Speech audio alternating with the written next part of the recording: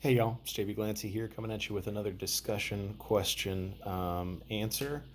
And boy, I'm gonna have to try and get this into the time frame here. So let's get going. So we had this quote that we had to look at. It is said that curriculum is the most important part of teaching. Do you agree or disagree with that statement? And then discuss how critical curriculum is to teaching. So I really felt ambivalent about that statement, right? Like I both agreed and I didn't agree.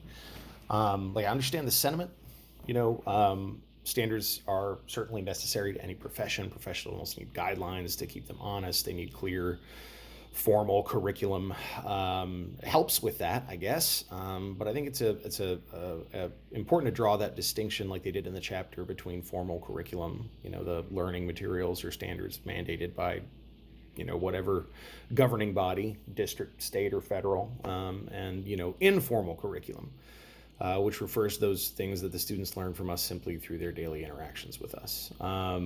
So I think that informal curriculum is much more important than formal curriculum.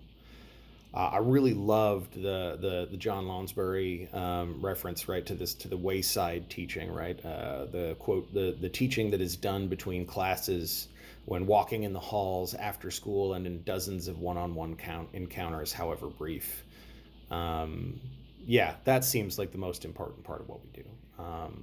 I feel like modeling through interaction things like how to process emotions, how to deal with disappointment or challenges, how to be kind, how to treat mistakes as learning opportunities. I feel like that those kinds of things cannot be underestimated. Um, is it important to have quality, standards-driven subjects and material to teach? Absolutely, right? We couldn't teach without that kind of stuff. Or it would be very difficult to. But the best teachers that I ever had, they weren't great because they had, great mandated curriculum guidelines from a governing body. They were great because they showed me how to be a better student and a better person through what they did. They took time before and after class to do things like, care, and give advice, and check in with me. And I always appreciated things like that, and it helped me to become a better person. Um, Moving on to the next one, the Powell quote talking about ranking the characteristics of a developmentally responsive middle level school curriculum.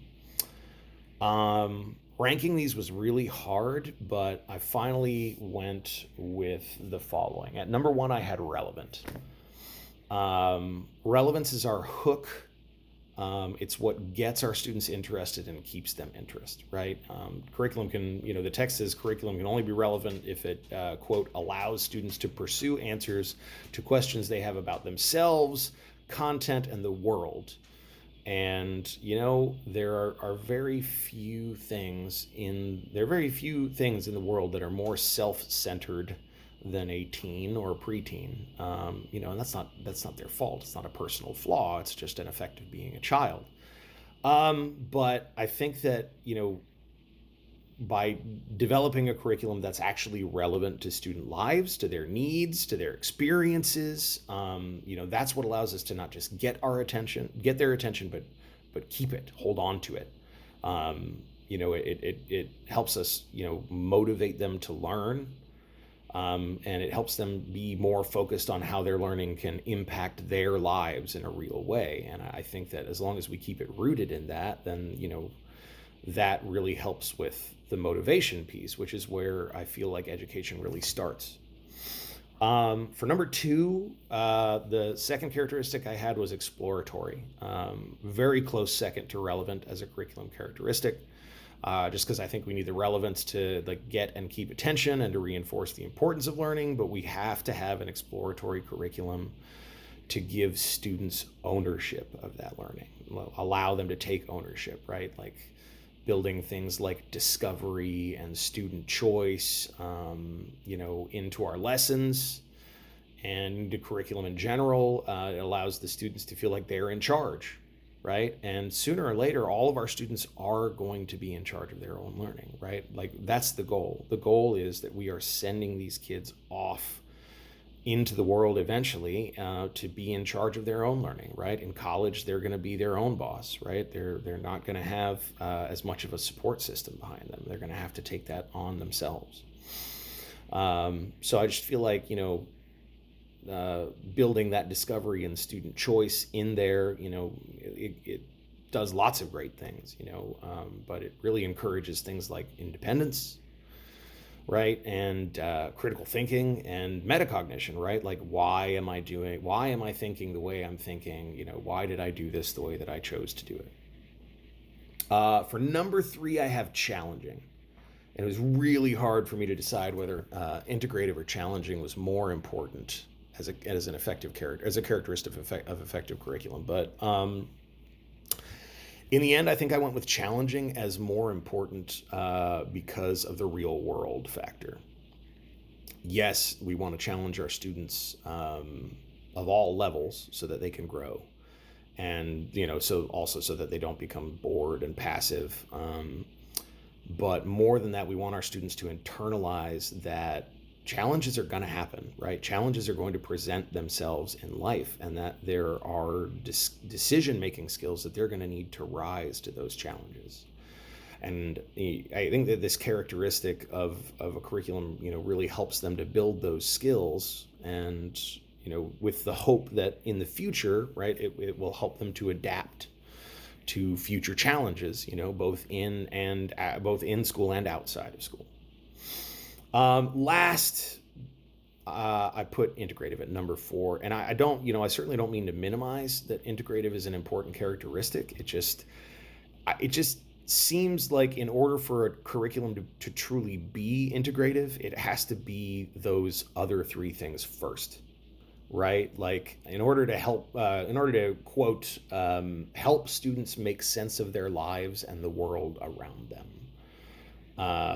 And quote, connect school to daily lives. The curriculum has to be relevant to them first. It has to encourage them to take ownership of their learning. It has to challenge them to consider their own decisions first, right? And that's the only way that it can really be integrative. So I guess I didn't find integrative less important than the others so much as predicated upon them, right? Because how can we expect students to really, in the text they talk about reflecting on the totality of their experiences, but how can we expect them to do that if we're not doing those other things, I guess is what I mean. Okay, 2 things that I found interesting from that article. One was talking about the results, sort of an unintended consequence of a lack of shared formal curriculum frameworks in the 90s, and I think this bled over into the early 2000s with the state assessments. But it was talking about an unintended result in textbooks. It's a quote: "The result has been that textbook publishers, given the need to sell their products to an unorganized market, cram many different topics into their texts, treating each one very superficially and leaving out much of the conceptual material that is needed for students to understand the subject." So I just thought that was really kind of interesting, as an unintended consequence of 2 things, right? This sort of, non-unification of curriculum standards or non-uniform curriculum frameworks, but also people trying to make money. So, even educational publishers are still trying to make money. So I just thought it was very interesting that, they were trying to make their textbooks marketable to as many different states and districts as possible with no uniformity of curriculum among them, right? Curriculum guidelines or frameworks anyway. And so they essentially over diversified the number of topics that they offered, but then covered each of them only on a surface level. I just think that's a fun kind of unintended consequence. The other quote I chose was, "In the main, the tests satisfy the needs of the accountability wing of the standards movement for an instrument that could be used to hold teachers accountable, but fell far short of the kind of assessment tool that would provide incentives to create a thinking curriculum in the schools." So I'm 40. I was in school in the 90s and the early 2000s. I found this interesting because I remember taking these types of state-developed tests, but I also remember giving them in the early 2000s and 2000, even in the 2010s in the state of Florida. And I've always understood the need for professional accountability in the teaching profession. Um, but I've always really bristled at the idea that student test scores on a standardized test are somehow an effective accountability tool for teachers, because students don't come standard, right? There are some kids who are really bright, but they're terrible test takers. I really resonated with them saying, right, that it fell short in providing incentives to create a thinking curriculum in schools, because in my experience and in the experience of other teachers that I knew, it detracted from the existing curriculum instead of motivating schools and teachers to focus, on actually doing their jobs. A lot of them were focused on teaching to the test to avoid negative repercussions, like at the cost of student learning. Um, Moving on to the video, and relating it to what we read, I think that I really related this video to what we read about the benefits of having this exploratory, relevant curriculum.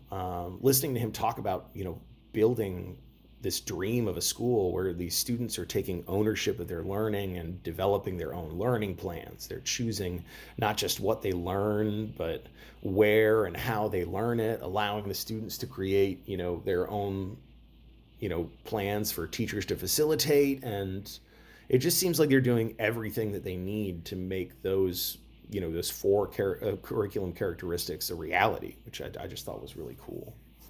And then the last discussion topic was teacher depression, or professional depression. And if you are there are unfortunately some teachers who are in this profession just to get a paycheck, but most of the people who get in this profession and stay in it, we do that because we want our kids to do well. You know, we want them to do well, and we want them to do well in our class, but we also want them to do well, like, in life. And we're in a tough situation. We have to wear a lot of hats. We have to deliver curriculum, and we have to make lesson plans, and we have to stay on top of our kids and communicate with parents. And we also provide, things like therapy for kids, by talking to them and things like that. And, when you're pouring everything that you have into a profession, especially, and I see this especially in a lot of very young teachers, and I experienced it myself, when you're trying your hardest and you're doing everything that you can, and you're not getting a response from the kids, or your kids are not performing the way that you want them to, or the way that, or meeting the expectations that have been given you, it's really, really easy to take all of that back on yourself. And that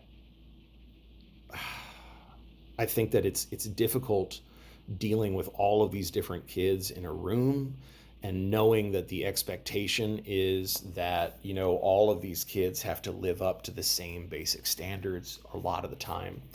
And, depending on learning levels and, their history and all these other things, it may just not be in the cards. And so, rather than that, I think that it's beneficial, to avoid that kind of depression, to just really try to keep a growth mindset, right? If a lesson doesn't work, then you try to figure out why it doesn't. If the kids aren't responding, then you try to find something that they'll respond to, source other teachers and that kind of thing. The best way out of depression always is through movement, and through contact with other people. And of course, depression makes you not want to do either of those things, especially professional depression, I would imagine. So yeah, I think that it's definitely real, and that it affects a lot of teachers, especially young teachers, or teachers who are coming into situations where maybe they weren't prepared for the types of students that they're going to be teaching. And really, all you can do is just push through. All right. Thanks, guys.